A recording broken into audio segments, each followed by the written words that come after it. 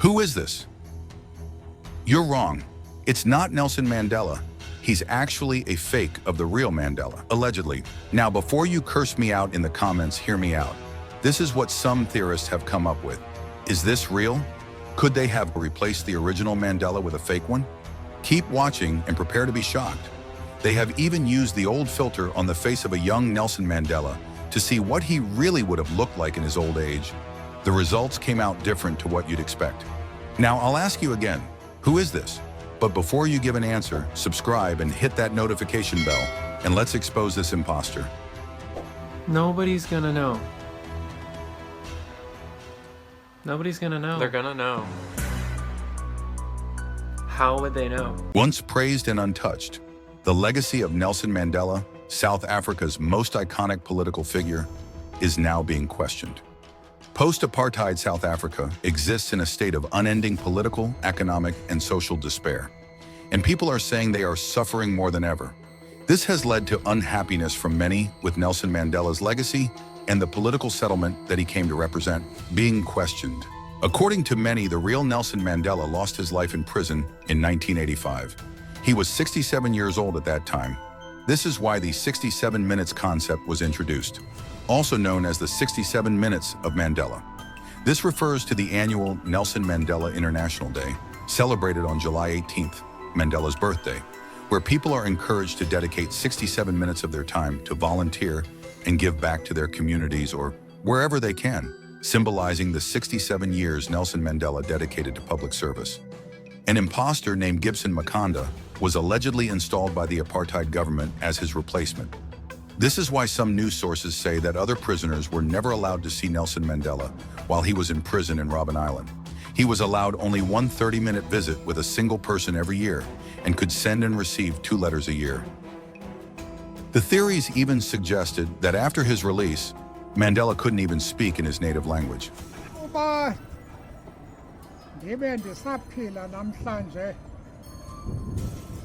ndizokwazi ukungqina oba umzukulwana wam simfaka ngoko ebukhosini aphathe apha kumbhede. Loo nto iyawubanga into yobana ndilale unaphakade ndonwabile kuba lo mfana simbekayo namhlanje. It's believed that Gibson Makanda is the one who came back from prison to liberate South Africa, and that the real Nelson Mandela was tortured and lost his life in prison. This came after the then president P.W. Botha made a proposition to Mandela that he would release him and other political figures if they promised to stop the riots and violence against the apartheid government, but they refused Botha's offer, choosing prison and death instead.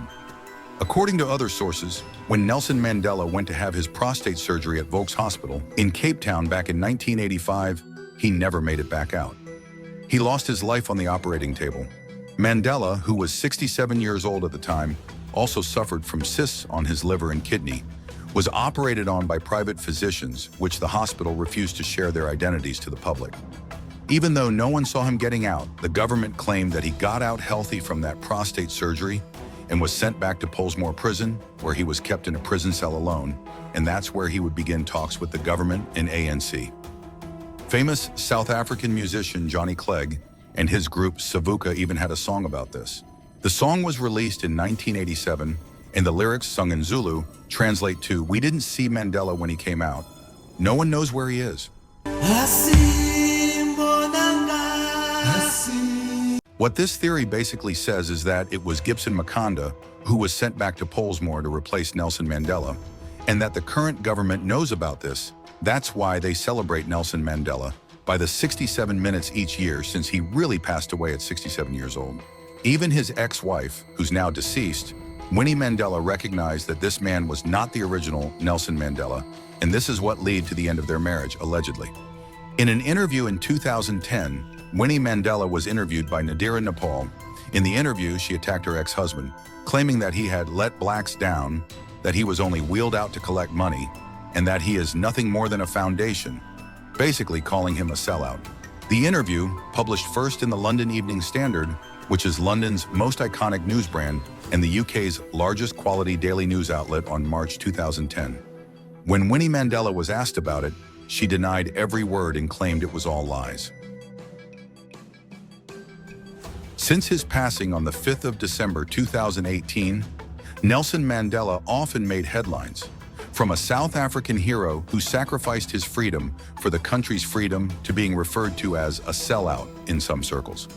But let's get back to this man who allegedly replaced Nelson Mandela, or was the fake Mandela.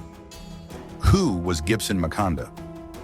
Gibson Makanda and Nelson Mandela's story remains a mystery to many, and a topic often ignored by many for the sake of peace. There isn't much information on Gibson Makanda, just a parody Facebook page that hasn't been posting updates in over 3 years. But the theorists still believe that the apartheid government brought Gibson Makanda to negotiate the end of the apartheid rule and become the first black president. Okay, besides the wild theories, the apartheid system in South Africa was ended through a series of bilateral and multi-party negotiations between 1990 and 1993. The negotiations culminated in the passage of a new interim constitution in 1993, a precursor to the Constitution of 1996, and in South Africa's first non-racial elections in 1994, won by the African National Congress, ANC Liberation Movement. And in April 1994, after a decades-long struggle for democracy and more than 3 years of peace negotiations, Nelson Mandela's African National Congress formed a power-sharing government with its rivals, the National Party and the Inkatha Freedom Party. Gibson Makanda has been dubbed as Nelson Mandela's clone by many, and he was born out of the conspiracy theory known as the Mandela Effect, according to some articles online. The Mandela Effect is described by Google as a type of false memory that occurs when many different people incorrectly remember the same thing, referring to the widespread false memory that Nelson Mandela died in prison in the 1980s. Fun fact, in Eastern Cape there was a town called Grahamstown that was later changed to Makanda. Make of that what you will. So what do you make of all these theories? Do you think Gibson Makanda was a real person? And was he South Africa's first black president? Or did Nelson Mandela sacrifice his freedom for the liberation of his country? What about him being a sellout? I'd love to hear your views in the comments. Did you enjoy this video? You'll love the one linked on the top right corner of your screen. Otherwise, like this video and hit subscribe for more, and I'll catch you on the next one. Peace.